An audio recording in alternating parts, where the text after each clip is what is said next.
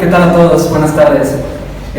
Bueno, hoy voy a presentar un tema que ya tenía mucho interés desde hace mucho tiempo. Todo comenzó desde aproximadamente cuando tenía como unos 15, 16 años y me comencé a enfocar cómo había un patrón repetitivo entre las relaciones de las mujeres y los hombres, específicamente más como de competencia, mucha rivalidad y también desde cierta parte agresión. Y cuando comencé a estudiar psicología me di cuenta que esto tenía mucho que ver con la envidia. Me di cuenta que entre las mujeres, no puedo generalizar que en todas, pero entre las mujeres se daba más como esta rivalidad entre el cuerpo, la imagen corporal, la belleza, y por parte de los hombres me di cuenta que era más esta rivalidad entre el estatus socioeconómico entre los hombres. Y bueno, a partir de este acontecimiento me llevó en mi investigación a investigar qué es lo que está pasando en realidad a un nivel más intersubjetivo con estos sujetos. Y bueno, justamente voy a hablar de eso sobre el día de hoy, cómo la envidia puede detonar psicopatología en las relaciones interpersonales y bueno, también a nivel colectivo. Y bueno, la envidia nos define Parrott y Smith como un sentimiento o estado mental en el cual existe dolor o desdicha por no poseer uno mismo lo que el otro, por no poseer uno mismo lo que tiene el otro, sean bienes, cualidades superiores u otra clase de cosas tangibles e intangibles. Y esta definición me parece que es acertada, sin embargo, me parece que desde el psicoanálisis podemos expandir un poco más esta definición de nada más es querer tener lo que el otro tiene. Creo que va mucho más que eso, creo que se presenta también en otros disfraces y eso también fue uno de los propósitos de esta investigación, observar cómo la envidia se forma en todos los sujetos, porque es un sentimiento que todos los seres humanos experimentamos alguna vez. Sin embargo, como es un sentimiento no tan aceptable para el ego, a veces como que tendemos a rechazarlo, a negarlo, etcétera, etcétera. Bueno, a quien le gustaría aceptar que es un envidioso, ¿no? Entonces, vamos a ver un poco más qué es lo que sucede dentro de la envidia desde la aproximación psicoanalítica. Y bueno, aquí hay diferentes autores, por supuesto. El primero en hablar sobre la envidia fue Freud, que nos habla sobre el complejo de castración, sobre la envidia del pene, pero también hay otros psicoanalistas que nos hablan sobre la envidia y cómo funciona en los seres humanos. Y la psicoanalista base que utilicé fue Melanie Klein y Carl Abraham, y ellos hablan más acerca de cuáles son las defensas ante la envidia y cuáles son los mecanismos asociados a la envidia. Y bueno, Klein plantea que la envidia es innata, que bueno, ahorita voy a entender un poco más en eso, yo discuto un poco en esta parte de que es innata, pero habla algo muy importante sobre los mecanismos que hay dentro de la envidia. El primero es la voracidad, y diría Klein que la voracidad es obtener todo lo bueno que tiene el objeto. Desde las teorías de las relaciones objetales, el infante en su fantasía, el pecho bueno lo idealiza, es el que da la vida, es el que da el alimento, es el que provee amor, pero al mismo tiempo el niño se frustra con esto y envidia justamente ese pecho por lo que quiere, digamos, darse un atracón de leche, por decirlo así, en su fantasía. Y esa es una defensa que se utiliza contra la envidia. Y bueno, dicen, ¿cómo pasamos esto de los pechos a la vida cotidiana? Podría ser, por ejemplo, la voracidad en casos cuando se quiere ser como la otra persona.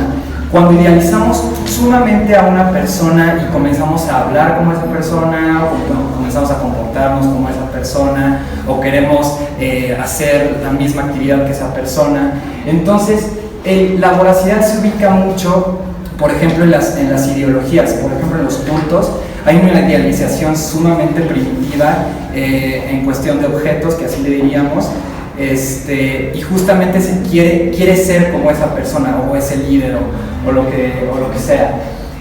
Otra defensa es el arruinar.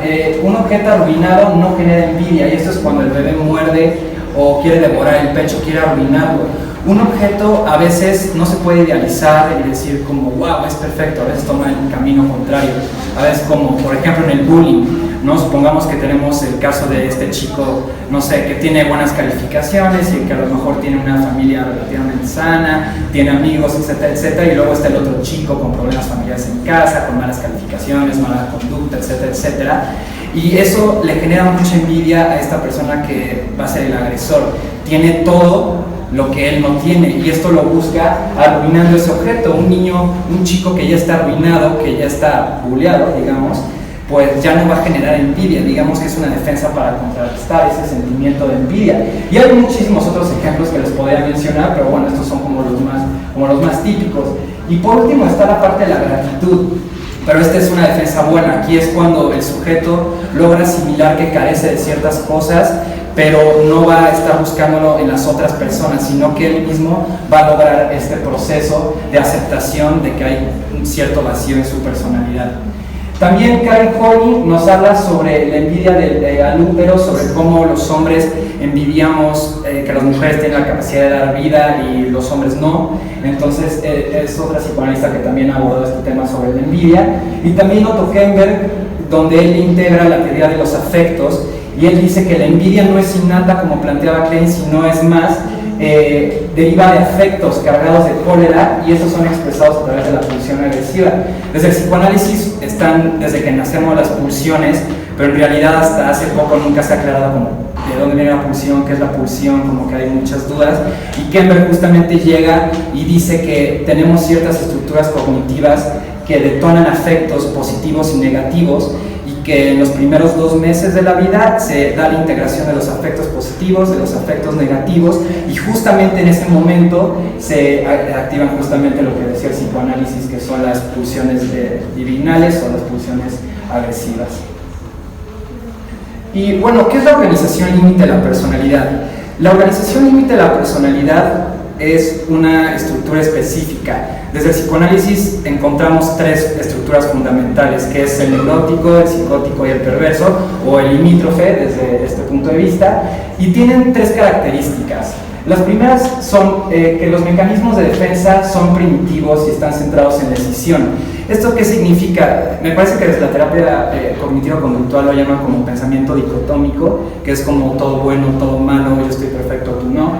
Entonces, los mecanismos de defensa centrales en estos pacientes es justamente la decisión. El juicio de realidad se ve alterado, pero está presente. Por ejemplo, lo podemos encontrar en pacientes con trastorno narcisista de la personalidad. Es como, yo soy grandioso, yo tengo las mejores ideas, etcétera, etcétera, y todos los demás están a un nivel inferior de mí. No es un juicio de realidad que se pierde como en la psicosis, como por ejemplo en la esquizofrenia, pero sí se ve alterado por diferentes causas. Y también la identidad del yo se encuentra ausente. Kemper llama que estos pacientes específicamente tienen algo que se llama el síndrome de la difusión de identidad, que es cuando no se puede comprender a uno mismo, y en consecuencia dice Kemper que no se puede tampoco comprender a los demás significativos.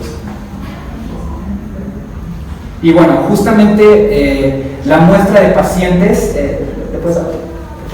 la muestra de pacientes se encuentra justamente aquí, donde dice organización borderline de la personalidad. Borderline y limítrofe es lo mismo. Y bueno, se divide en alta y baja, que bueno, ahorita no voy a entrar a ese tema. Y bueno, la muestra se encuentra justamente un paciente con trastorno borderline de la personalidad propiamente dicho, y un paciente con trastorno histriónico de la personalidad propiamente dicho. Entonces, aquí investigué cómo en todos estos sujetos, sadomasoquista, paranoico, esquizoide, borderline, histriónico, narcisista, etcétera, etcétera, cómo es que la envidia se forma en primer lugar y cómo la envidia se expresa, y específicamente lo más importante es el mecanismo de defensa de la decisión. Todo bueno o todo malo, ahorita vamos a ver. Y bueno, los datos sobre la investigación: fue una investigación de campo con una metodología deductiva. Y los objetivos, como había mencionado, es destacar cuáles son los factores que contribuyen en la manifestación de la envidia en pacientes con organización límite de la personalidad. Se me olvida, también estos pacientes tenían diagnosticado un trastorno de la conducta alimentaria, que también fue algo interesante de investigar. Y el segundo objetivo fue determinar cuál es el proceso de la envidia y su funcionamiento dentro de esta misma organización limítrofe. Las técnicas que utilicé fue la entrevista diagnóstica, la historia clínica, análisis de contenido sobre reflexiones de pacientes que ya se escriben como un tipo de diario, sesiones grupales y sesiones de seguimiento. Y utilicé los siguientes instrumentos: el inventario de trastornos alimentarios, escala de la lexitimia de Toronto, escala de relaciones intrafamiliares, cuestionario de autorreporte de apego para adultos, inventario de ansiedad de Beck y el inventario de depresión de Beck.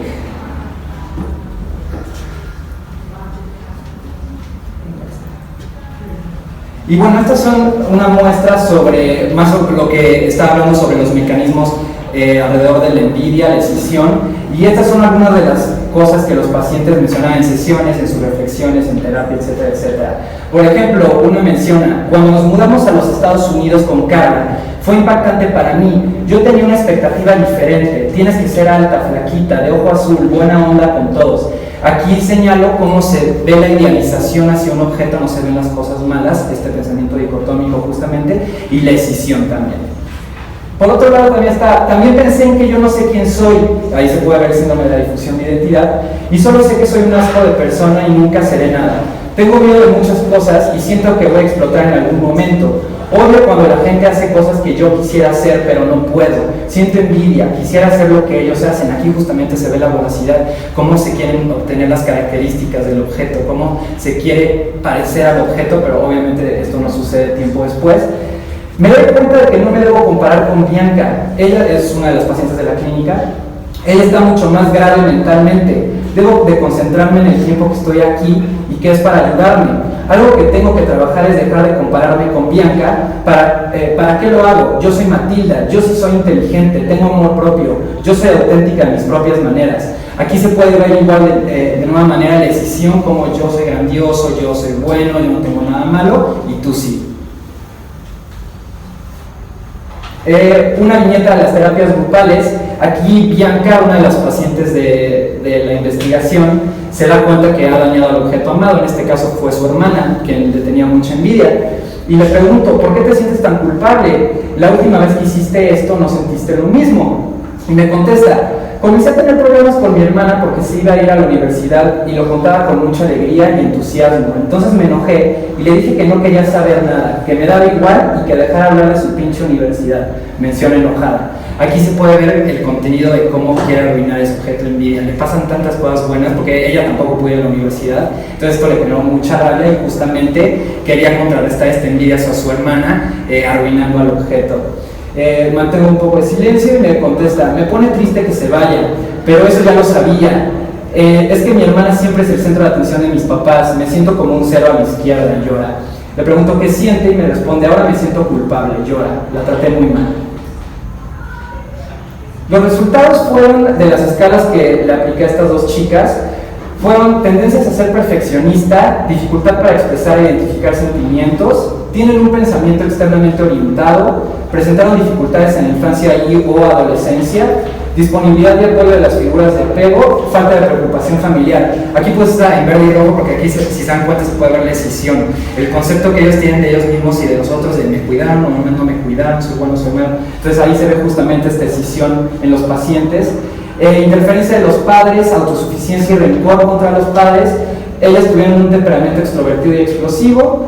Esto todavía no lo analizo a fondo porque pues, falta todavía más, pero es curioso que hayan sido los hermanos del medio y justamente al hermano que envidiaban era el mayor, es un dato interesante creo, y también tuvieron un apego ambivalente. Y bueno, ¿cuál es la propuesta teórica? Mi propuesta teórica sobre cómo funciona la envidia, basado en todos los instrumentos que ya les mencioné y las técnicas utilizadas, fueron justamente la envidia. Se pueden tomar dos caminos, la idealización o la devaluación, y ambos van acompañados de la idealización, una identificación. Si la idealización no se mantiene, a veces justamente pasamos a la voracidad, a ser como esa persona, empezar a hablar como él, el lenguaje interfiere mucho y también se quiere cierto reconocimiento. Esa persona que se idealiza tanto y wow, qué increíble, también se desea cierto reconocimiento por parte de ese objeto. Y obviamente detona en un acting out o el pasaje al acto, como llamamos en psicoanálisis. Y por otro lado, se puede devaluar al objeto, como en el caso del bullying que les di, y siempre la devaluación va acompañada de esta defensa de omnipotencia o vanidad, como wow, yo soy increíble, sí, yo soy súper guapa y tú no, etcétera, etcétera. Entonces también van muy acompañados de esta defensa de omnipotencia. Y al final, de igual manera, aunque se tomen los dos caminos, siempre se termina en arruinar al objeto, porque por un lado nos damos cuenta que no podemos ser como esa persona, es imposible ser como otra persona, y eso genera mucho más vacío todavía. Y por otro lado, en la devaluación hay veces que con solo decirle groserías o insultos o cosas así ya no es suficiente. Entonces se pasa justamente a arruinar el objeto para contrarrestar estos sentimientos de envidia que se tienen. Y por último, siempre en los casos se encuentra al final un sentimiento de culpa. Y siempre cuando se encuentra la culpa, el sujeto tiende a querer reparar el daño que le ha hecho ese objeto, como querer reparar la relación que se tuvo. O por otra parte, en casos más patológicos, como por ejemplo Hitler, pero bueno, eso sería ya otro tema, la desintegración del yo, que sería como el suicidio, por ejemplo. Y bueno, las conclusiones es que la decisión es el mecanismo principal de la envidia en pacientes con organización límite. Neuróticos y psicóticos todavía no indago en ese asunto, pero en organización límite sí. La envidia genera psicopatología. Algunas estructuras neurológicas predisponen al paciente envidioso. También se encontró en investigación que hay ciertas estructuras, como por ejemplo el lóbulo prefrontal dorsomedial, juega un papel muy importante en cómo se regulan ciertas emociones, específicamente la envidia. También la envidia se genera a través de la integración de los afectos negativos, no como decía Klein, que nace este instinto y de repente proyectamos la pulsión de muerte y esas cosas, sino que se da más a través de un proceso biológico, neurológico, y se integran ciertos afectos y de ahí nacen justamente estas pulsiones que dice el psicoanálisis. La niñez y la adolescencia son etapas cruciales cuando se presentan estos sentimientos de envidia. El malestar por una identidad fragmentada genera vacío. A veces, desafortunadamente, eso es creo que un poco lo que me gusta del psicoanálisis, que es algo humilde. A veces pues no tenemos ciertas figuras parentales con las cuales identificarnos o ciertos aspectos socioculturales con los cuales pues tratamos de llenar este vacío. Y pues justamente esta identidad que se fragmenta genera mucho vacío y bueno, también mucho dolor. Y la envidia es el motivador de la naturaleza humana más poderoso para destruir todo lo que se es amado. Siempre cuando sentimos envidia con alguien, siempre es ese objeto que amamos, pero desgraciadamente por esta agresión que todos los seres humanos tenemos, terminamos por arruinar al objeto, sentir culpa y bueno, creo que es algo muy importante que podemos reflexionar todos los psicólogos. Con esta frase, la comparación es el ladrón de la felicidad, de Theodore Roosevelt. Y ya nada más para concluir, bueno, creo que sí, sin importar como de qué corriente seamos, creo que sí es importante aproximar esta parte de la envidia y cómo pues los seres humanos, aunque amemos a una persona, somos capaces de arruinar a una persona o ser agresivos con alguna persona, y pues más importante reconocerlo y como futuros igual psicoterapeutas trabajar junto con el paciente este aspecto de la envidia y que ese vacío no lo termine por destruir su calidad de vida psicológica. Y bueno, cualquier duda o aclaración, mi tesis está en academia.edu, ahí hasta abajo, en Camino Musari. Y bueno, cualquier duda que tengan, bueno, ahí están mis contactos, por favor, y bueno, muchas gracias a todos.